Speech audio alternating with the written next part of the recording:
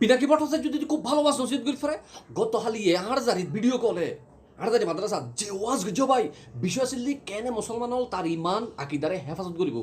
কেন তার ইমান আকিদা রক্ষা করিব এই বিষয়ের পিনাকি তার যে ওয়াজ গজি হট্টা হিন্দু যে মুসলমানে গেল গই পিনাকির ওয়াজও নেই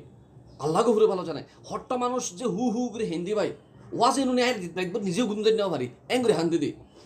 যাই হোক এই যে বাংলাদেশে এখন যে একটা অস্থির অবস্থা বিরাজমান করতেছে চারিদিকে মারামারি মানে এই যে অবস্থার পেছনে একটা গোষ্ঠী কেন এই অস্থির অবস্থা সৃষ্টি করছে জানেন আমার মতে এরা চাচ্ছে নির্বাচনটা পিছিয়ে দেওয়ার জন্য তারা বাংলাদেশের নির্বাচন হোক সেটা চায় না কারণ যদি একটা নির্বাচিত সরকার বাংলাদেশের সংসদে চলে আসে বা বাংলাদেশের মসনদে একটা নির্বাচিত সরকার যদি চলে আসে তারা বর্তমান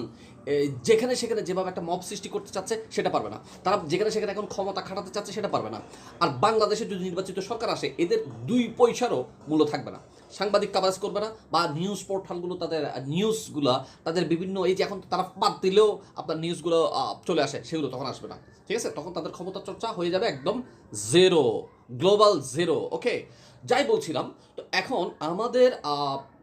বাংলাদেশের মানুষ নির্বাচন চায় আমরা অনেক বছর এ পর্যন্ত আমি কখনো আলহামদুলিল্লাহ ভোট দিতে পারি নাই ভাই আমরা ভোট দিতে চাই ভোটাধিকারটা ফিরে চাই আমরা চাই একটা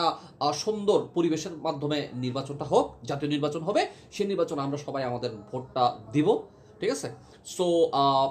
এই গোষ্ঠীরা যাদের জামানত বিশেষ করে জামানত বাজেয়াপ্ত হওয়ার একটা সম্ভাবনা আছে তারা ভোট পাবে না জামানত যেহেতু বাজেয়াপ্ত হতে যাচ্ছে সেই জন্য তারা চায় যে বাংলাদেশে নির্বাচন না হোক সেই জন্য এই যে বাংলাদেশে এখন কাটাকাটি মারামারি তারা সুকৌশলে এটা করতেছে